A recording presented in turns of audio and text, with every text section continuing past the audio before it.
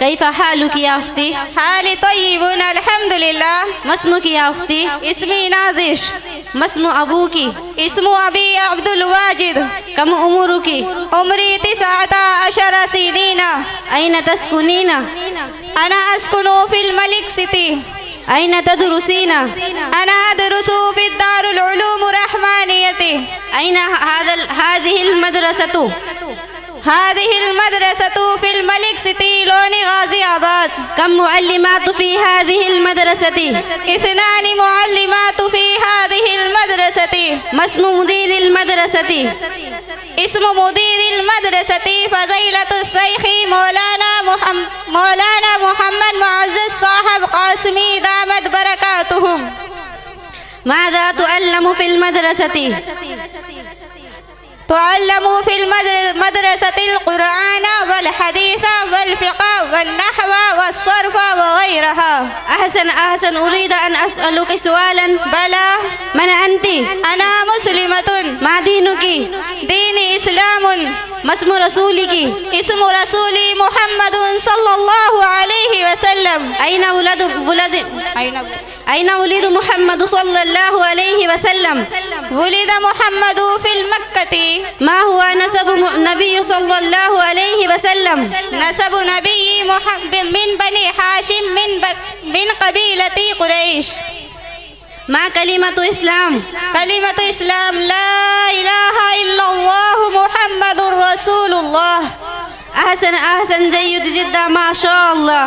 تعلم في المدرسة جيد جدا خيرك الله في المدرسة إلى القيامة. آمين يا رب العالمين. جزاك الله خيرا وأحسن الجزاء في الدارين. آمين. الحمد لله وكفى وسلام على عباده الذين اصطفى. أما بعد فأعوذ بالله من الشيطان الرجيم. بسم الله الرحمن الرحيم. قال الله تبارك وتعالى في كلامه العظيم: قل هل يستوي الذين يعلمون والذين لا يعلمون. قال النبي صلى الله عليه وسلم: طلب العلم فريضة على كل مسلم ومسلمة. لو جا بیچ کر بھی جو علم و ہنر ملے، لو جا بیچ کر بھی جو علم و ہنر ملے، جس سے ملے جہاں سے ملے جس قدر ملے. عزیز سامعات، آج مجھے صدر محترم کی جانب سے جو موضوع دیا گیا ہے وہ علم ہے. خطبہ معذورہ کے بعد میں نے جو آیت شریفہ اور حدیث پاک تلاوت کی ہے ان میں علم ہی کا مقام اور اس کی اہمیت و فضیلت کو بیان فرمایا گیا ہے. میری عزیز ساتھیوں، علم کا وہ عظیم مقام ہے کہ اس کی بدولت انسان میں انسانیت آتی ہے. علم ہی کی روشنی سے انسان ہر چیز کی اچھائی، برائی اور کھرے کھوٹے کو پہچانتا ہے. علم ہی وہ فہم دیتا ہے کہ جس سے انسان اپنے آپ میں غور و فکر کر کے اپنے خالق و مالک حق جل شانہ کی ذات کو پہچانتا ہے اور اس نتیجے پر پہنچتا ہے کہ مجھے اور پوری کائنات کو وجود بخشنے والی اور اس کے نظام کو چلانے والی کوئی نہایت و بلند و بالا اور عظیم ترین ہستی ہے جو تمام تعریف اور اطاعت و فرما برداری و بندگی کی مستحق ہے. وہ ذات اللہ جل شانہ کی ہے. ہمیں صرف اور صرف اسی کے سامنے سر مسجود ہونا چاہیے. اس کے علاوہ اگر ہم کسی اور کے سامنے سر جھکائیں گے تو یہ اس کے انعامات و احسانات کی فراموشی ہوگی. سامعین اکرام، مذہب اسلام نے حصول علم کو دو بلند مقام دیا کہ ہر مسلمان مرد عورت کو علم سیکھنے کو فرض قرار دیا. علماء محققین نے اس میں تفصیل فرمائی ہے کہ جس کام کا کرنا بندے پر فرض ہے اس کا علم سیکھنا بھی فرض ہے، اور جس کام کا کرنا مستحب ہے اس کا علم سیکھنا بھی مستحب ہے. غرض یہ کہ جو شخص جو پیسے اختیار کیے ہوئے ہیں اس کو اپنے اس پیشے کا علم حاصل کرنا بھی فرض ہے کہ اس میں کون سی چیز جائز ہے اور کون سی ناجائز.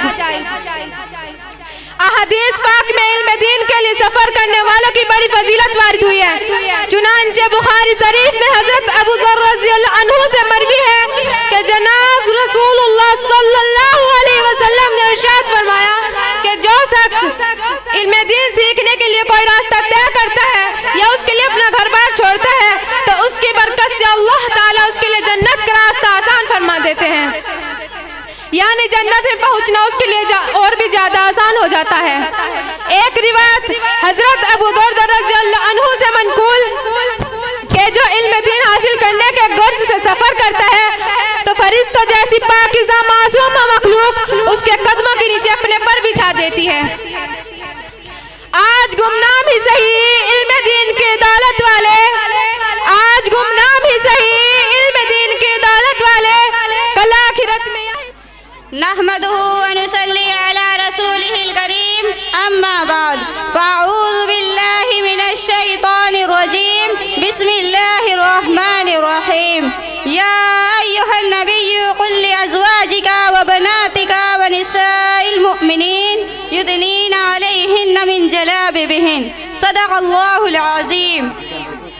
محترم علماء اکرام و معزز اساتذہ اکرام اور میری پیاری ہم مکتب ساتھیوں، آج میری تقریر کا عنوان ہے فیشن پرستی۔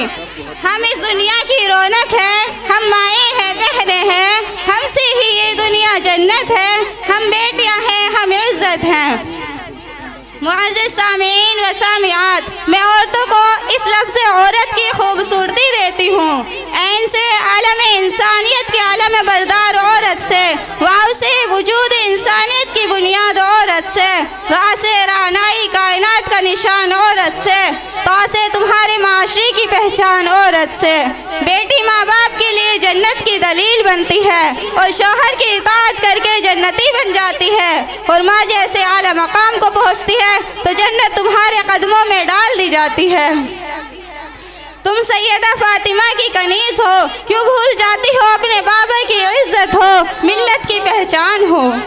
میں یہاں اس موجود پر کسی سے سوال پوچھتی ہوں، مجھ کو جواب ہاں یا نا میں چاہیے۔ کیا تم اپنے ابو کی جان ہو؟ کیا تم اپنے خاندان کی شان ہو؟ کیا تم ملت رسول اللہ صلی اللہ علیہ وسلم کی آن بان ہو؟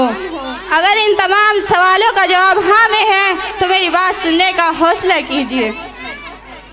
جناب بیٹیاں گھر کی رونق ہوتی ہیں، جناب بیٹے گھر کے آنگن کی مہکتی ہوئی کلیاں ہوتی ہیں، لیکن جب امت کی بہن بیٹی موبائل ہاتھ میں لے کر، تنگ لباس پہن کر، اوڑھنی کا مفلر بنا کر، ہائی ہیل کی سینڈل پہن کر اور پرفیوم کا عطر کر کے گھر سے نکلتی ہے تو لگتا ہے کہ کوئی زہریلی ناگن فنکارتی ہوئی ملت اسلامیہ کو شرمسار کرنے کے لیے اپنے معاشرے کا مذاق بناتی ہوئی عذاب الہی کو دعوت دینے نکلتی ہیں۔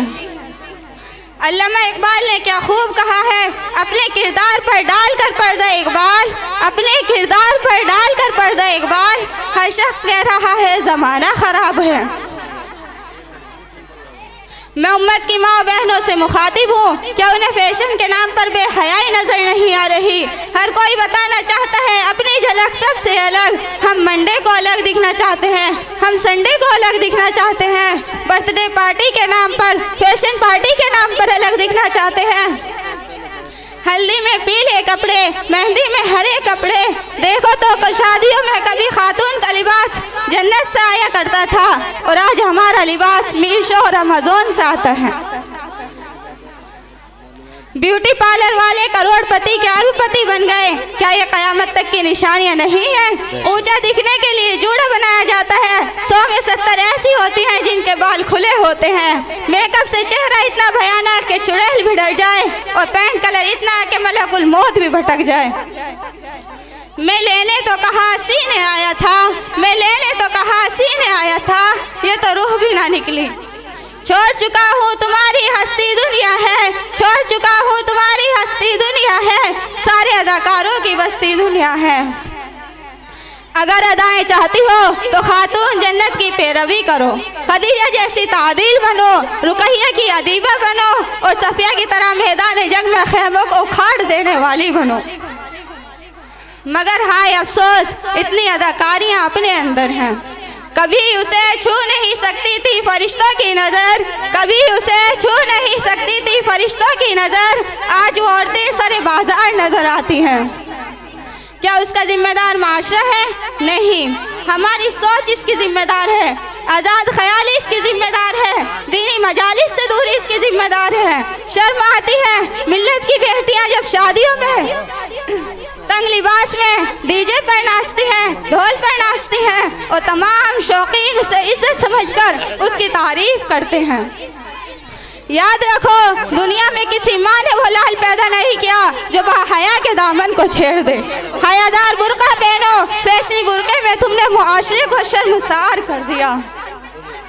زمانے کی حالت کا عالم تو دیکھ اقبال، زمانے کی حالت کا عالم تو دیکھ اقبال، قیمتی چادریں مزار پر اور زندہ عزتیں بے حجاب پھرتی ہیں۔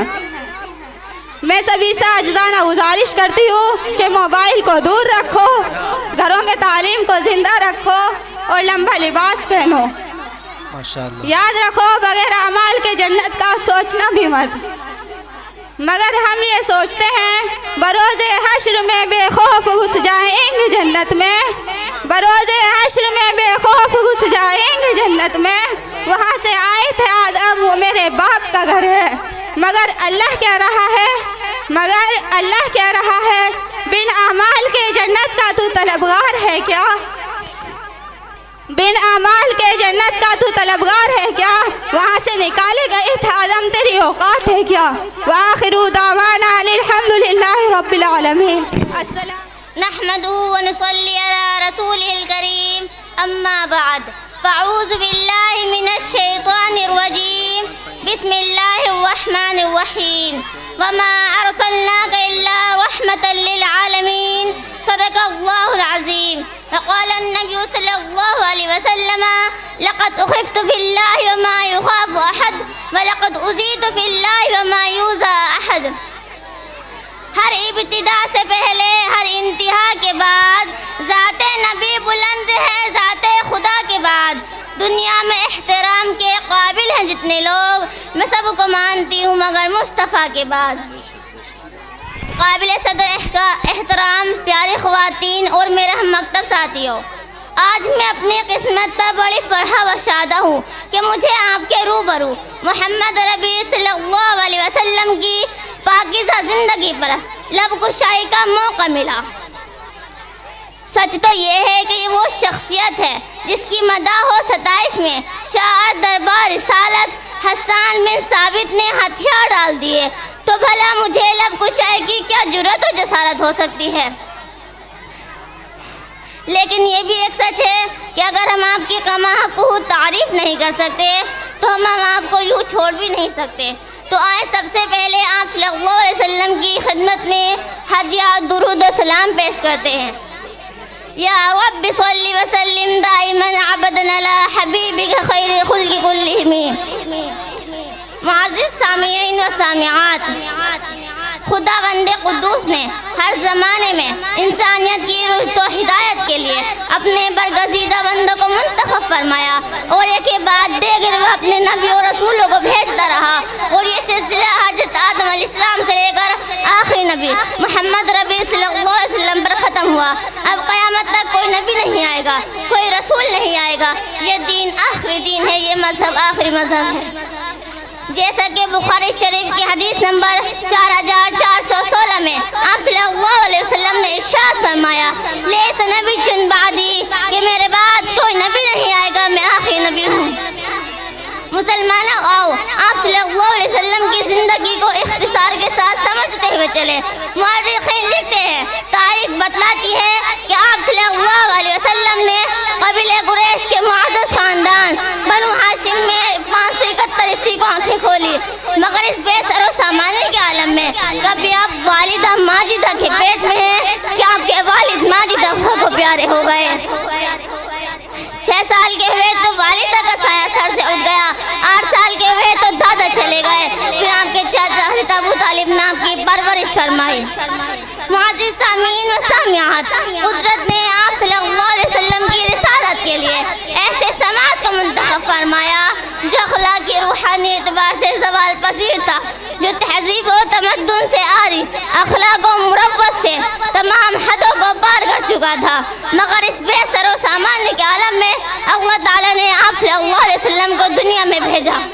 ایک شاعر نے اس کا یوں نقشہ کھینچا ہے، بدی کا دور تھا ہر سو جہالت کی گھٹائیں تھی، فساد و ظلم کی چاروں طرف پھیلی ہوائیں تھی، ذرا سی بات پر تلوار چل جاتی تھی آپس میں بس میں. اگر لڑکی کی پیدائش کے گھر میں ذکر سن لیتے تو اس معصوم کو زندہ زمین میں دفن کر دیتے. غرض جو بھی برائی تھی سب ان میں پائی جاتی تھی، نہ تھی شرم و حیا آنکھوں میں، گھر گھر بے حیائی تھی. مگر اللہ نے جب ان پہ اپنا رحم فرمایا تو عبداللہ کے گھر میں خدا کا لاڈ آیا. اسی پر میں اپنی بات ختم کرنا چاہتی ہوں.